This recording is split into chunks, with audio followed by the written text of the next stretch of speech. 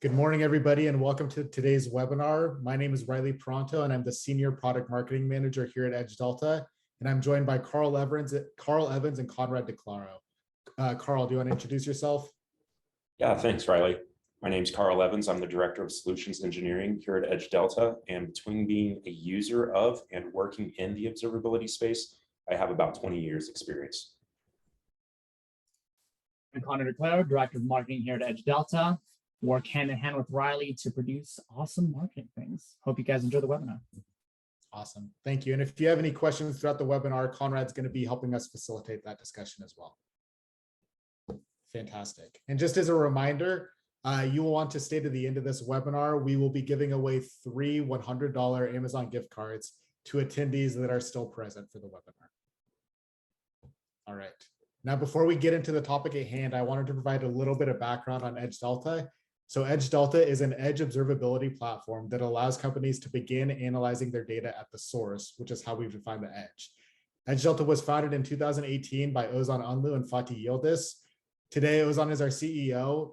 Previously, he served as a PM, dev lead, and tech lead at Microsoft, as well as a senior solutions architect at Sumo Logic. Fatih led engineering efforts at petabyte scale within Twitter's performance and CDN teams. So simply put, these guys know observability inside and out. We've matched that expertise all the way up to the investor level. Last year, Tim Tolley and Menlo Ventures led our Series A funding. Tim Tolley had previously served as CTO of Splunk. In the top right-hand corner of the screen, you'll see a small sample of our customers. These customers represent the range of both size and vertical that we're present in today. But that's enough about us. To start, I wanted to talk about the challenge we're solving. And before doing so, I wanted to get a gist of what observability tools you guys are using today. So I'm launching a poll here. And I would love your feedback to know which observability tools you're currently using. We'll give a few seconds here for people to respond. Looks like we've got some Datadog, some Splunk. And I'm curious, if you picked other, feel free to leave in the chat what tools you're using as well. Awesome. Well, today, when it comes to logging and observability, the current and traditional method is to index and centralize all of your data before you can derive any value from it. This centralized first approach is how logging has been handled for over 10 years, and it's still the case here in 2022. Once your data is centralized, DevOps and engineering teams have to manually configure queries, dashboards, and alerts to derive basic insights from their data sets. What we're finding is that there's 3 key limitations to this approach. The first one is cost, the second one is performance, and the third is the engineering experience. From a cost standpoint, index and ingest-based pricing models make it cost prohibitive to monitor all of your data sets. We're seeing some vendors try to provide more flexibility with compute and workload-based pricing models, but the notion of analyzing and searching on massive data sets is pretty workload intensive and is failing to solve this challenge altogether. From a performance standpoint, teams have to prepare and ship their data sets to clouds and data centers, often on the other side of the world, only to then do the basic tasks in order to derive these insights. And in short, this creates a slow time to insight. And the last thing, which is going to be the focus of the webinar today, is really that engineering experience. And one of the biggest inhibitors of that experience is what we call manual toil. Toil is a term that we hear a lot. It's thrown around pretty frequently. To level set with all you today, I wanted to provide a basic definition of how we think about toil. So when I hear that, I think of the manual, often repetitive work that comes with running a production service or application. When we think about observability, this takes the form of many different operations. It could be building regex, manually running queries, defining alerts, and then maintaining all the above as your data sets evolve.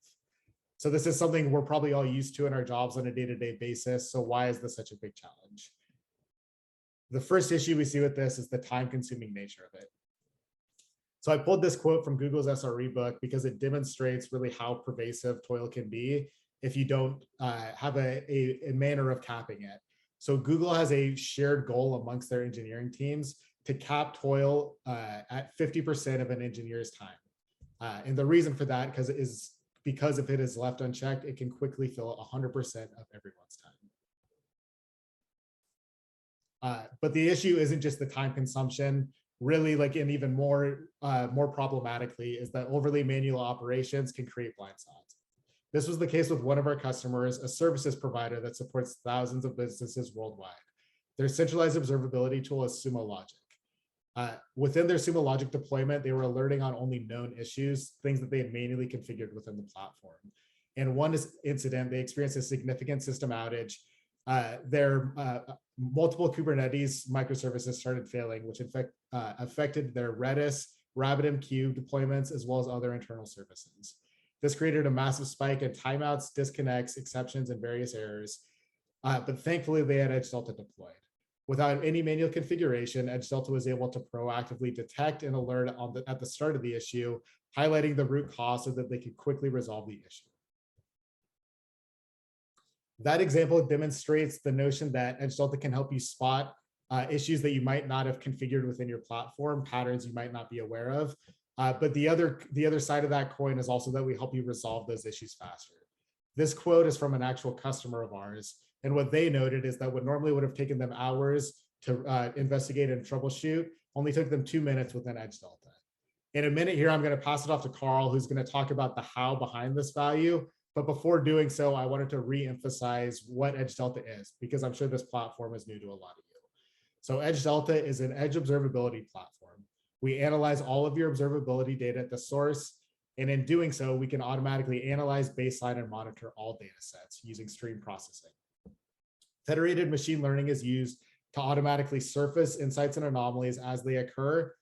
And throughout that process, we're converting raw data into insights, statistics, and aggregates that are then streamed to your other systems. Approaching observability in this manner greatly reduces the volume of data you need to ingest and index in your other systems, which in turn allows you to observe everything. You no longer have to neglect or throw out data sets. I'm going to hand it off to Carl now to talk about observability, automated observability. Carl, take it away. Thanks, Riley. So really, there are 4 key components to how our agent enhances observability. The first one is going to be pattern analytics, and really this makes up how we're able to do the rest of them as well. It enables us to look at massive amounts of data and break it down into statistics, which then enable us to detect where we have anomalous behavior.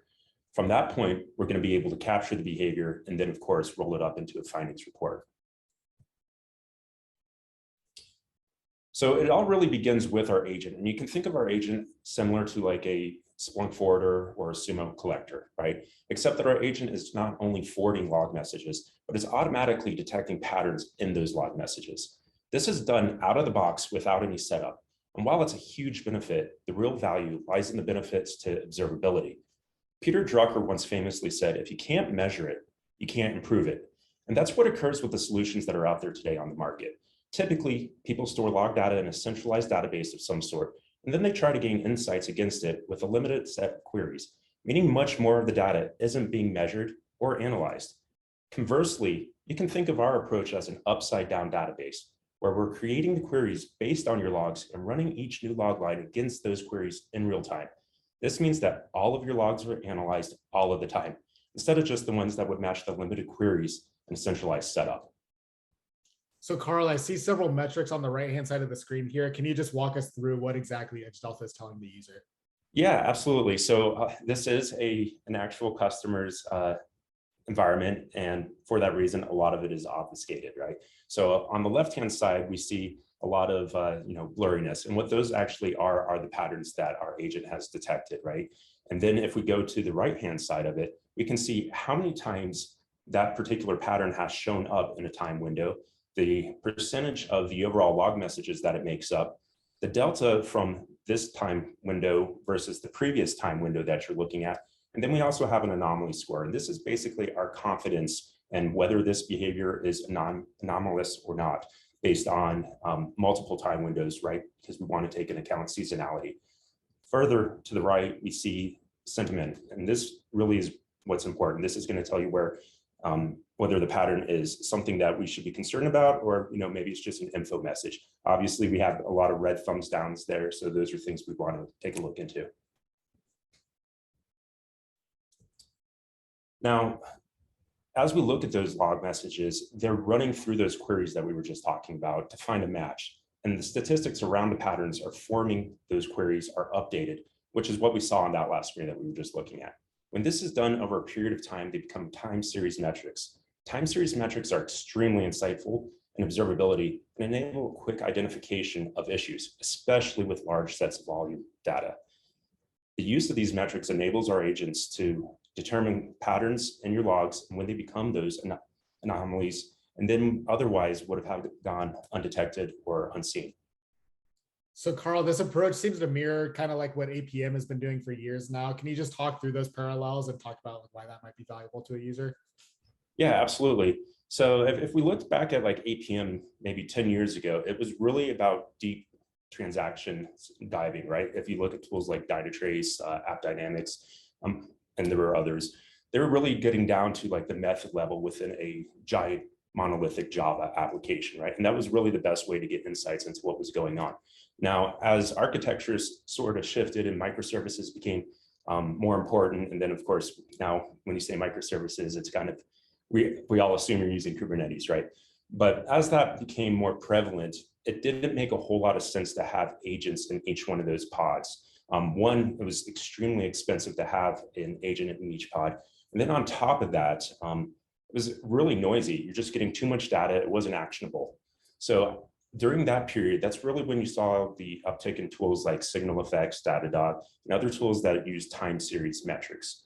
And those time series metrics made it much easier to identify where the actual problems were, right? And we saw those big APM companies pivot. For example, Dynatrace now does time series metrics. And it's because of that reason that we need to understand at a larger scale with large volumes of data what's going on. Awesome.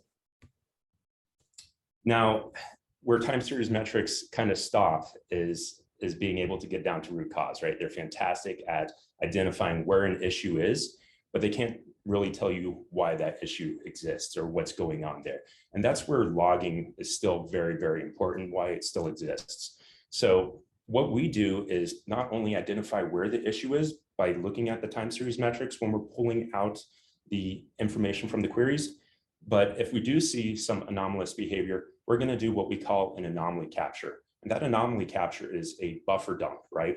We're going to go ahead and say, hey, let's go flush this buffer and we'll be able to see the raw log messages in full fidelity leading up to that event. For instance, let's take a look at something like a debug log. Typically, people don't have those running in production, and for two main reasons. One, it's extremely expensive to store debug logs. And two, for the most part, it's extremely noisy, right? Generally, people, will try to recreate the issue, and if they can't recreate it, then they'll turn on the debug logs and turn it off after the issue happens again. What we're saying is because we're taking a different approach and moving the analysis to the edge, we can go ahead and turn those debug logs on, and you're only going to get them in that raw buffer dump when an actual anomaly occurs, which is when you actually want to have those debug messages. So Carl, when you take that approach, what is like the impact on the user? Is it faster resolutions? Is it cost savings? Like talk through that a little bit. Yeah, absolutely. So when you take that approach, what you're going to be able to do, and if we look at this screen right here, we can actually see that anomaly spike right there. We've highlighted it in red. And when you look at that, it quickly identifies for you this is where the issue is. And that's really the power of those time series metrics that we were talking about. We can analyze a lot of data and very quickly pinpoint, say, bam, that's where the problem is. But with using Edge Delta work, because we also have that anomaly capture, we can now click on that anomaly that we see in the time series and get those raw logs that go around that, including debug or info or anything else that would be in that buffer dump. Awesome. Now, the things that we've talked about thus far have all been done at the agent level, meaning they're all independent of each other. However, in our SaaS backend, we can analyze signals coming from all the agents and correlate them to look at a bigger overall picture. For instance, maybe you want to take a look at a microservices hosted in Kubernetes and determine if there's, any new log messages, or if there are negative patterns occurring, whether they're statistically significant across, the whole microservice, or if it's just, something that's happened on a particular pod, right? So with the findings reports, we're able to provide that sort of insight, which can then be sliced and diced to a more low-level view. Data optimization. So, I don't want to spend a whole lot of time on this slide. I want to stick to the observability for the most part, but I'd be remiss if I didn't mention that because we are turning things into time series metrics, one of the huge benefits of the tool is the data optimization and the amount of data that we're sending to your downstream tools. For instance, we can see here that over whatever time period this was, we got 3.3 gigs of data from, it looks like Kubernetes and Windows and maybe a Linux box. And of that 3.3 gigs, we actually only forwarded 77 megs onto the downstream systems. One other thing to point out on this slide before we move on is the archive destinations down at the bottom. So what that allows us to do is send 100% of your raw logs to cold storage. That way, if for whatever reason in the future, maybe the security team comes and says, hey, there was a breach and we need 100% of your application logs for application A, you can go ahead and rehydrate those in a matter of minutes and send them back. Awesome. And just to kind of like wrap a bow on that too, I talked about this earlier, but really what we're doing is we're converting that raw data into insight, statistics, and aggregates. And as Carl was walking through Anomaly Capture, we're really providing a best of both worlds approach. So you get that more streamlined data set that helps you reduce costs. But when an anomaly does occur, you get all of those raw logs. So you're really not missing anything. You get the best of both worlds with this approach. Absolutely. Now to just put everything Carl's talked about into context, like I wanted to walk through an actual customer of ours, Fama, fantastic customer. What they do is they're a leading background screening company. They have a machine learning enabled service that what it does is it scrapes a candidate's public social media profiles and it flags any behavior that might be problematic. So it's really a tool that helps HR make better hiring decisions, and they deal with lots and lots of data. They had recently moved from a self-hosted log management tool onto Datadog, and soon after doing so, they faced a couple of challenges. So first, the Datadog costs were higher than they had anticipated, 2 to 3 times as much. And really why that was problematic was not just the cost of it, but actually because that limited the visibility they had in those data sets. So they had to kind of maneuver around this bill and ultimately ended up sacrificing visibility to do so. The second part of it is that their engineering team was really only able to monitor log patterns that they were aware of within Datadog. And that's really what I want to focus on today because it highlights some of the things that we've been talking about already. As a result of both of these issues, these kind of led to poor alert quality. With Edge Delta, they were able to solve this challenge altogether. So what really appealed to this customer was that Edge Delta integrated with Datadog out of the box. So we played nicely with Datadog. They didn't have to replace anything. It fit within their existing observability stack. And it was really an ingestion point that sent their logs through Edge Delta into Datadog. In doing so, like we've been saying, it analyzed and optimized all those raw data sets before streaming to that end destination. Throughout that process, Edge Delta automatically surfaces anomalies as raw data passes through Edge Delta. Their CTO, when we were interviewing them, he remarked that basically as soon as they turned Edge Delta on, they were finding things that they didn't even know were going on in the environment. So it really helped them solve this challenge of gaining complete visibility into their environment. The results of this, from a cost perspective, they are able to reduce their Datadog bill by 60%, but more impactfully is now they have 100% visibility into everything going on. Yeah, and that's something we see quite often, Riley, right? So it's not always necessarily about like reducing the cost of Datadog or Splunk or something along those lines, but getting all the data in there, right? Usually people have budgets, they don't have unlimited money. And because of that, there's only so much of their data and logs that they can push into those types of tools. So if we're able to analyze it all and then push that there for them, they now have a bigger picture of what's going on and more actionable information on top of that, right? And then of course, there's the benefit of saving some money too, which everyone loves. Awesome. Fantastic. So that kind of covers the core topic today. We do have several questions that we wanted to get through, and I will start it off with one. So Carl, you walked through, I believe it was on the Anomaly Capture screenshot. There was a dashboard that obviously wasn't Edge Delta. What dashboard were we looking at, and kind of talk through, do we need to use the Edge Delta UI? Do we not? What does that look like? Yeah, that's a fantastic question. So with the Anomaly Capture dashboard that we had up there, that's actually Datadog, right? Whether you use us as a backend or not, we're completely agnostic to. So the way that it works is the processing is actually done at the agent level. And I see someone ask that, I think it was Bradford, are the agents required? So I'll kind of combine both answers into this both questions into the same answer. So the agents are required. They are a forwarder, but not only are they a forwarder, they're actually doing that processing. They're written in Go, they're extremely lightweight, they're actually more performant than the Java agents that you're probably using already. And because of that, they forward, after they do the optimization, they will forward it downstream to whatever system you want it to be. So that could be Datadog, that could be Splunk, that could be Sumo Logic, it could be Elk, New Relic, et cetera, right? We will just push that information down to those systems.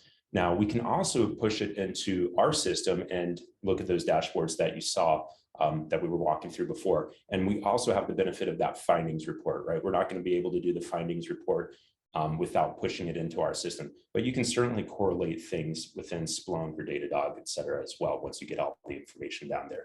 We do have smaller customers that don't have an existing observability tool, and those ones oftentimes do like to use our backend systems. We also have people that have, a number of observability tools, and maybe they want us to send the metric stuff over to New Relic and the raw logs around anomaly captures over to Elastic, right? We can do that as well. And then they'll still use our backend for, the findings report. And then I would say probably our most common use case is just having our agents forward all the information directly to whatever observability tool they're using and not push any of it to our backend. Excellent. Next question here. So we've talked about a lot of automated capabilities, Carl. So I'm sure there's some level of setup involved. Can you talk through like what the onboarding process looks like? Like what level of work does an engineer have to do to get value out of Edge Delta? Yeah, absolutely. So everything's 100% automated all the time. No, I'm joking. Yeah, so those patterns that we were looking at, again, that does happen for you out of the box. The way I like to think of it is you have a log message coming in, right? And that first message comes in, we build a pattern off that message. The next message comes in. We now say, does this match that pattern or query that we just built? If it does, awesome, let's increment statistics around it. If it doesn't, we now form another pattern. The third message comes in. Does it match one of the first two? If so, increment. If not, form a third pattern, and so forth and so on until, as we stream through the log messages. So that does happen automatically. Those patterns and clustering are done for you. The statistics around them are also done for you. Where you might want to do some configuration is if there's something in those log messages that you want to capture. Maybe there's a response time, right? So in that instance, you would create a processor and say, for this particular type of pattern, I want to pull out the response time because I want to do, some sort of aggregation of that. Excellent. And Conrad, it looks like we have a couple more questions. Do you want to handle those? Sure. So Carl, the first question, I'm going to go off of the Q&A first, is Robert just asked, so is the billing based on a percentage of the cost savings compared to the original data volume? And then second question, how do you ensure the integrity of your data regarding the absolute volume of cost savings? There must be an outbound network path, correct?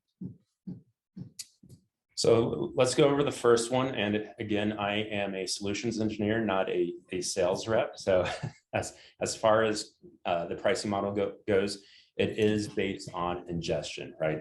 Typically what we say is we're like 1/10 of the price of Splunk, right? So if you were to ingest a terabyte of data in Splunk, think of it as 1/10 of what you would pay for that.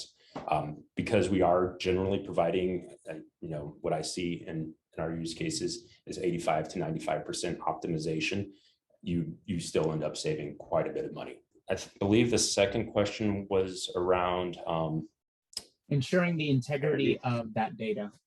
Yeah, absolutely. So again, we're analyzing 100% of the messages or the log lines that we do see and providing those statistics around those to your downstream system.